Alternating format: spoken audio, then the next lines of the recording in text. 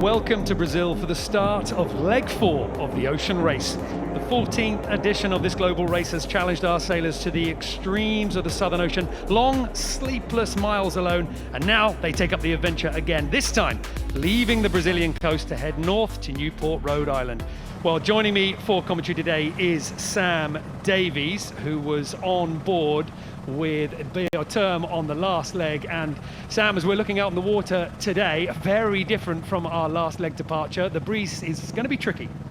Yeah, Niall, well, it's great to be back in the commentary box. It's looking rainy out there, light winds, but we do have forecast for the wind to build, so it should be good. And the question is, exactly what is the weather out there? Well, it's been changing all day. We've seen plenty of rain coming over. One reason why the humidity is so high, and that has made it incredibly hot and sticky for the sailors.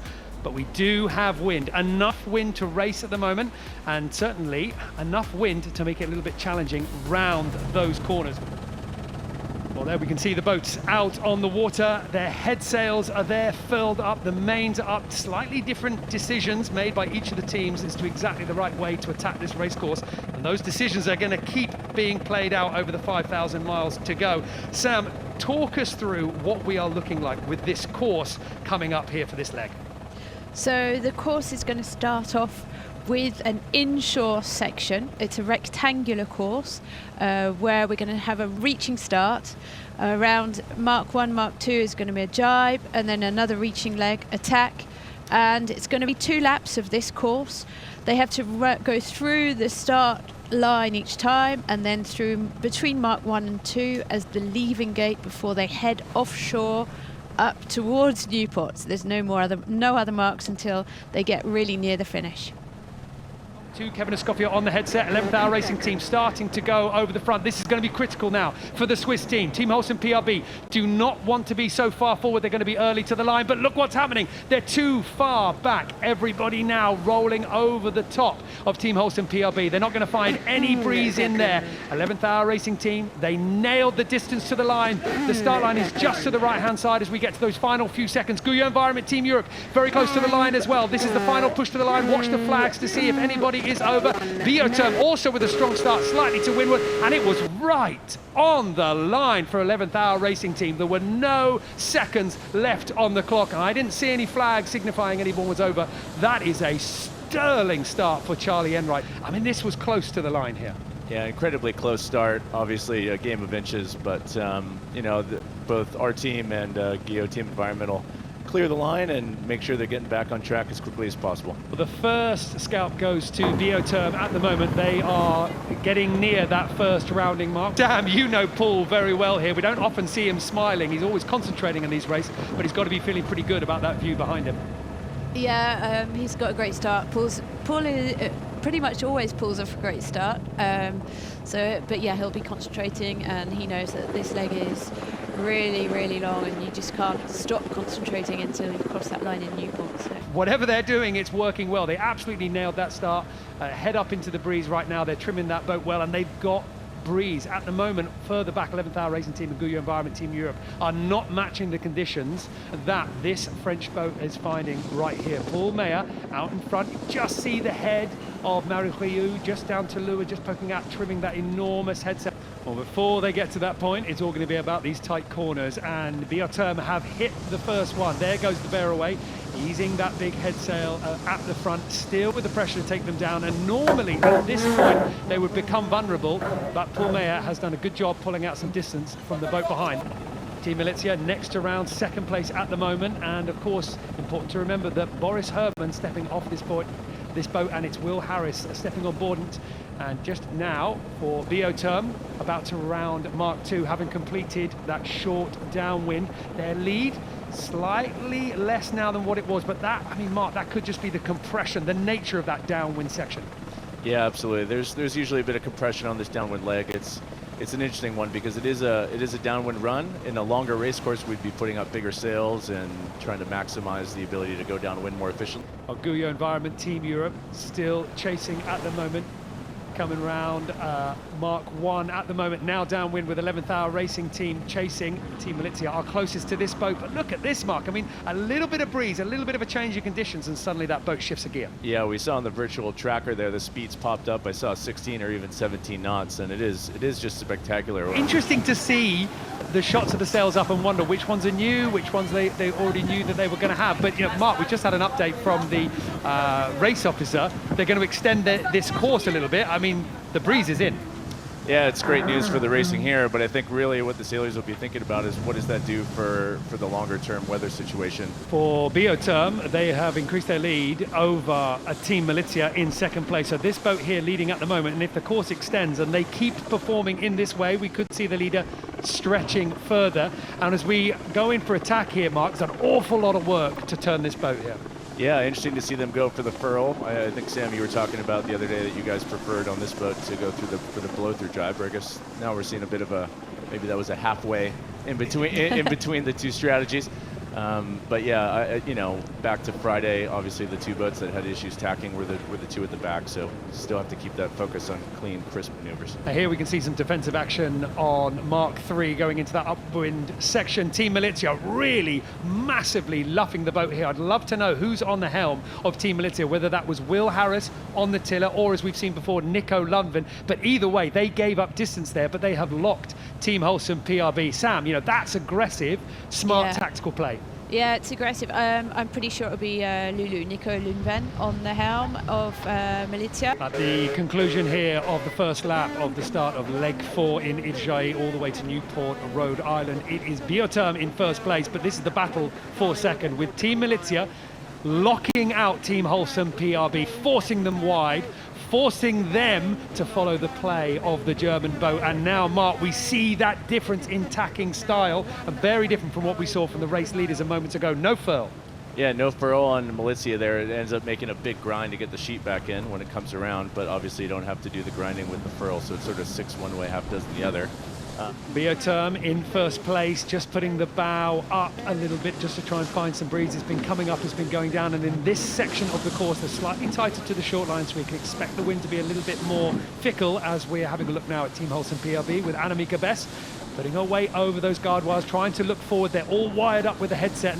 Of 4 boats now on that top reach, most of them sailing through that start-finish line. The signal, the close of one lap and the opening of lap 2. But there's an interesting thing going on at the back at the moment with 11th Hour Racing Team. They have tacked out of view on the left-hand side, and they're very high compared to the other boats here. It's silly, of course, to forget that this is just the first few miles of what will be 5,500. So potentially, we have seen boats before needing to tack, needing to jibe, needing to maneuver in a way that conserves the sails for those future miles. Potentially something going on here. Guyot Environment Team Europe in 4th place with a bit of a stretch before they get to 3rd and 2nd. Team Holcim PRB and Team Milizia in that battle with Biotherm in 1st place. And Sam, you know, I'm guessing here, you know, with Biotherm, that lead seems to be stretching. The battle for 2nd and 3rd with Team Milizia slowing Team Holcim PRB, not wanting to let them go. It's playing into the hands of the race leaders at the moment. Yeah, the Milizia and Holcim PRB are fighting their own little battle, and for sure it's only the start of a very long leg, but it's always psychologically great to be out in the front when you head off through that leaving gate. Look at this right now. I mean, in terms of battle, in terms of who's putting those first moments in their own pocket, it is Team Milizia. Team Holcim PRB almost looked like they were getting over the bow, but then the German boat just came up a little bit higher, and there, Sam, as you say, it's Nico Lundvin on the helm. And Sam, you've got to say, he's playing a very clever match racing game here. Biotherm in the lead at the moment here for the inshore section of leg 4, the departure from Itajaí. Paul Meilhat sailing out towards that first mark, the first mark of lap 2. There's a sail shape on board Biotherm, small differences here. It seems like it's all adding up for something quite good. Yeah, the Biotherm boat just looks great going through the water right now. I think it's one of the lightest boats in the fleet. You know, it's shown its true colors today. Look at that shot, just accelerating as they bear away around the top mark there. Paul Meilhat steering the boat, going round. And it's so important on this bear away. When you turn off the breeze, the speeds come down, and there is a finesse in keeping that power and keeping that momentum as long as possible. But the temptation here is to not bear away far enough. And Team Holson PRB now coming round, and you can see the difference in the sailing angles that the boats enjoy on that top reach with the pace. Can Kevin Escoffier carry this pace for those extra few boat lengths onto that downwind course? He's gone very low after this first mark, and of course it's probable that he's more concerned about Team Milizia. And in fact, the last time that we checked in with these boats, it was Team Holson PRB just in third, pretty much bow to bow, but they were slightly to windward, and it looked like Mark, that windward position played out well. Yeah, it looks like Holcim was able to get over the top of Team Milizia there. A bit of a frustrating moment for Milizia. Frustrating moment for Team Milizia, but they're not giving up this fight here, Mark. I mean, it's interesting to see just how close that cross was. Yeah, quite a close cross there. Holcim was able to pull it off, but it did look like for a second that Milizia may have had a piece of him on starboard. Team Holson PRB wanting to cement that overtake that they did on the closing stages, that top reach as Guyot Environment Team Europe. Now coming round and onto that downwind section. Now here's the jibe for Guyot Environment Team Europe. A good chance for us to compare manoeuvres here and compare styles. I mean, Sam, the benefits here of not furling, I'm guessing just a little bit easier ergonomics? Yeah, generally when you can jibe without furling in a really pretty light breeze. Maybe have someone on the bow helping the sail around if it's really light, but most of the time the J0 will get round to jibe without having to furl. It's the tack that's harder, and where boats generally tend to furl up and then redeploy, and unless there's really enough wind to blow the sail through. Guyot Environment Team Europe are hoping to keep that simplicity with their boat, try and get a few boat lengths back in their pocket, along with 11th Hour Racing Team.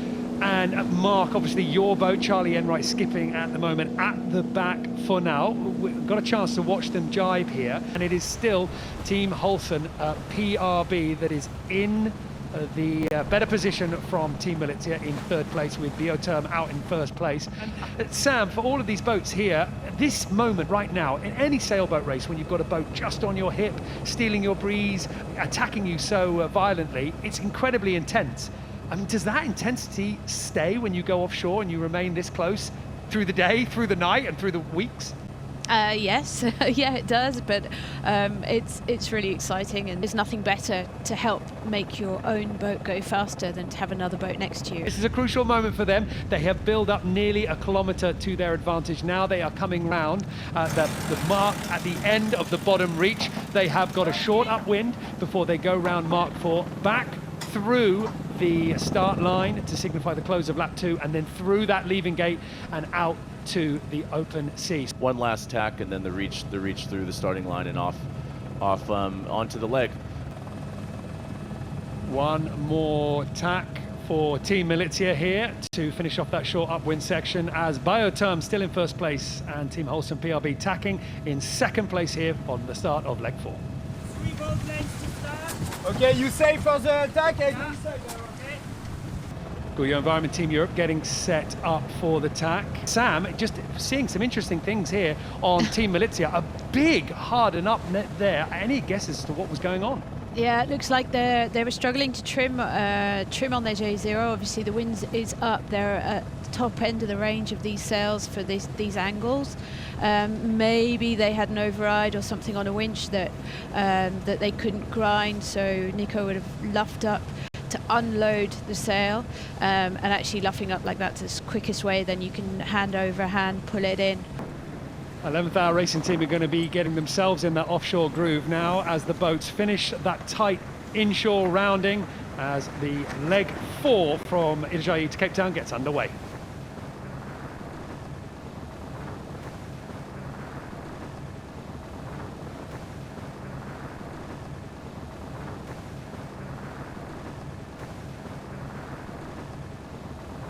The next mode will be more of an upwind mode. The wind will be building, but it's still going to stay really shifty. They're going to have to play the shifts, keep their eyes out the boat.